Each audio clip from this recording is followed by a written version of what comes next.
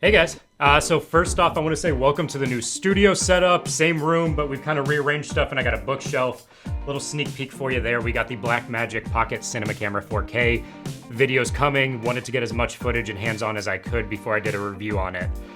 With that said, today's kind of sad. You guys know I'm a huge Sony fanboy. I've got a lot of lenses. That's really what I've been using. I've got their RX lineup. We've got the A6400, A7R III, which we're filming on until today. So I decided to switch to Canon for very specific use cases. I'm gonna call it EOS. I know some people say EOS. We'll call it the EOS R, but we're about to go pick up the EOS R, so let's talk about why I'm getting that and why I'm switching from the A7R III, which is an amazing camera. All right, so why am I getting rid of this awesome A7R III? Well, reason number one and the most impactful, and you're gonna say I'm crazy for this, is the fact that the stabilization is just so bad. And that's because ultimately the footage I've seen out of the EOS R has just been much better. It's been more stable. Yes, it's electronic stabilization, but that paired with an optically stabilized lens, to me, from what I've seen, yields much more stable footage. So what I've been doing with A7R III is sitting down a lot more. Reason number two is the bit rate. So you get a much higher bit rate both for 1080p and 4K. And again, from what I've seen, this really yields for better color grading, a lot better picture quality in general. And I just think overall, even though the 4K on the A7R III is awesome and you're not getting the crop, I'm debating going to a 1080p format where when I'm vlogging similar styles like this, that bit rate will really come into play so I can still color grade that 1080p footage and it's gonna look very high quality. All right, so reason number three, and I'm sure no one guessed this one, is the flip out screen. Sony, please give us a flip out screen. At the end of the day, I have no clue if I'm in focus right now. I don't know how my exposure is. I can only go so far just by guessing. And even though Sony's done a pretty good job, I want to be able to see myself. And I need that flip out screen, especially when vlogging. All right, so that brings us to number four, and I want to be specific about this one, is video autofocus. Yes, I think Sony has a more dynamic autofocus system, and for photos, it's definitely faster from what I've seen. However, in terms of video, my Sony a lot of times will lose focus randomly in a video. It'll grab my hand instead of my face. It does a lot of pulsing in the background. From what I've seen, again, Canon just seems to have this figured out a little bit better. It transitions very smoothly and quickly, and it really hasn't lost much focus on faces in the videos I've seen. So there's one more thing I want to point out before we go buy the EOS R. So the last thing I want to call out is the fact that because of my elite status with Best Buy, I have a 45-day return policy because I want to try this thing out. I want to make sure everything I'm thinking it's going to be, it really is.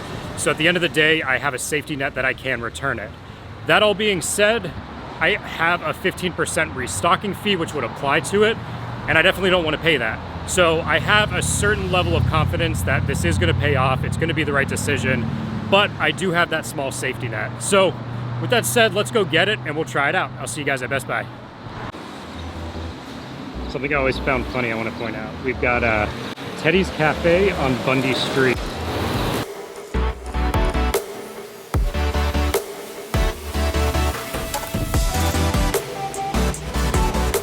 All right, so we just got the gear. Let's go ahead and get this home unboxed and try it out.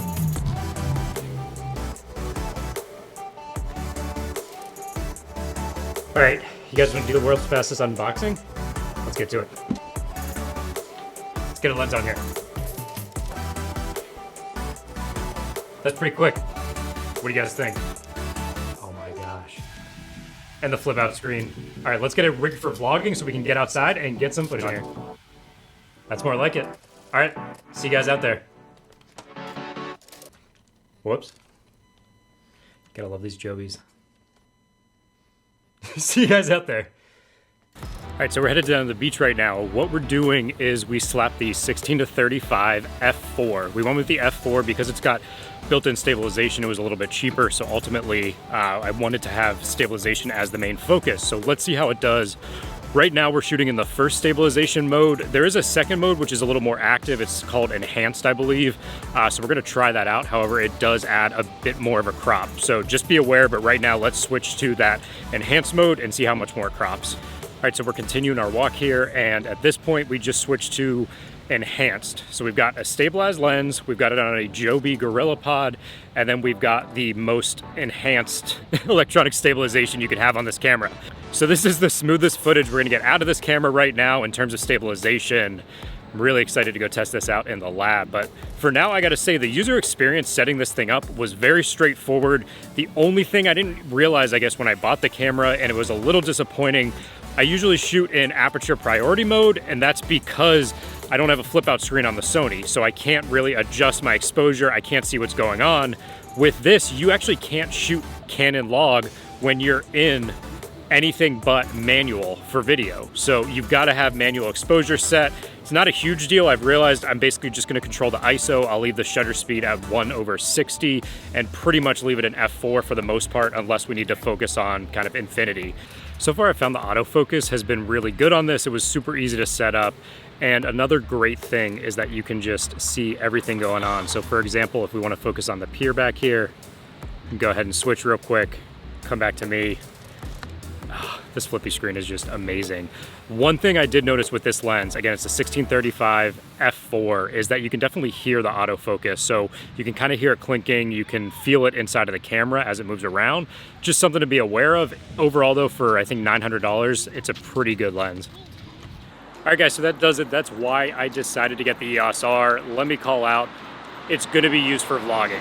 100% I got this camera to go vlogging, probably as my travel camera, but I'm still gonna use my A7R III for photos and in the studio. So I'm just gonna have it static in the studio, and then if I need to go out and about, we've got the EOS R. That's pending my final test, so stay tuned, subscribe if you haven't already. I'm gonna have a lot of head-to-heads, comparisons, just tutorials on the EOS R in the future now, so stay tuned. See you guys.